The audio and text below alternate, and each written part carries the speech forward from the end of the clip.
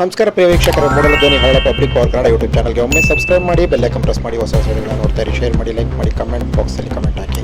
ಚಾಮರಾಜನಗರ ಜಿಲ್ಲೆ ಹನೂರು ತಾಲೂಕು ನೆಲ್ಲಿಕತ್ರಿ ಮತ್ತು ಹಾವನಮೂಲೆ ಲೊಕ್ನಹಳ್ಳಿ ಹೋಬಳಿ ಪ್ರದೇಶದಲ್ಲಿ ಬೆಂಕಿ ಬುಧವಾರ ಕಾಣಿಸಿಕೊಂಡಿದೆ ಕಾಡಿನಲ್ಲಿ.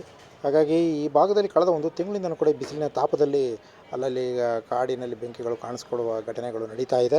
ಪಿಜಿಪಾಳ್ಯ, ಬೈಲೂರು ಪ್ರದೇಶ, BRT ಅರಣ್ಯ ಪ್ರದೇಶ, ಮಲೆಮಹದೇಶ್ವರ ಅರಣ್ಯ ಪ್ರದೇಶಗಳಲ್ಲಿ ಕಳೆದ ಒಂದು ತಿಂಗಳಿಂದ ಈಗ ಅಲ್ಲಲ್ಲಿ ಕಾಣಿಸ್ಕೊಳ್ತಿರೋ ಬೆಂಕಿಯ ಬಗ್ಗೆ ಜನರು ಆತಂಕಗೊಂಡಿದ್ದಾರೆ, ಕಾಡಿನ ಜನ ಮತ್ತು ಈ ಪ್ರದೇಶದ ಜನ.